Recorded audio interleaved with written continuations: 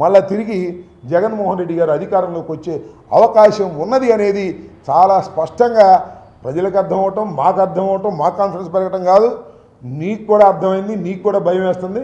వెళ్ళిన చోటల్లా జగన్మోహన్ రెడ్డి గారి కథలన్నీ చెప్తున్నాడు. అసలు అపోజిషన్లో ఉన్నవాడు ఏం చెప్పాలండి?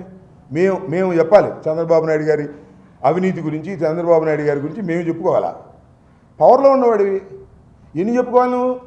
నువ్వేం చేస్తున్నావో చెప్పుకోవాలి, నీ ప్రభుత్వం ఏం చేస్తున్నావో చెప్పుకోవాలి. ఇవన్నీ మానేశాడు జగన్మోహన్ రెడ్డి గారు.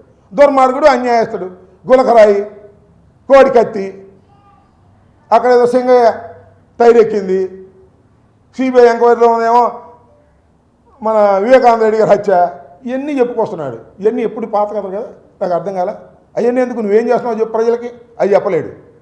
ఇక్కడ నుంచి తిరుపతి పంపిస్తా అంట, మధ్యలో అన్న క్యాంటీన్ దగ్గర దిగి భోంచేయాలంట. ఎంతమంది భోంచేయాలి నాకు అర్థం కాలే. అన్ని కట్టుకథలు చెప్పి మోసం చేసే ప్రయత్నం చేస్తున్నాడు. నేను చెప్పదలుచుకున్నది ఒక్కటే, చంద్రబాబు నాయుడు గారి గుండెల్లో గుబులు బయలుదేరింది. ఎక్కడికి వెళ్ళినా తిరిగి జగన్మోహన్ రెడ్డి గారి రాష్ట్రంలో ముఖ్యమంత్రి అవడానికి కావలసిన సానుకూల పరిస్థితులు కేవలం 15 మాసాల్లోనే వచ్చేశాయి. ఆ విధంగా మీరు పరిపాలన చేశారు. ఇప్పటికైనా బుద్ధి తెచ్చుకొని జగన్మోహన్ రెడ్డి గారిని దూషించడం కన్నా చక్కని పరిపాలన చేయటం ద్వారా, వాస్తవాలు చేయటం ద్వారా ప్రజలకు దగ్గర అయ్యే పరిస్థితిని ఏర్పాటు చేసుకోమని ఈ సందర్భంగా మీ ద్వారా తెలుగుదేశం పార్టీకి, కూటమి ప్రభుత్వానికి చెప్పదలుచుకున్నాను.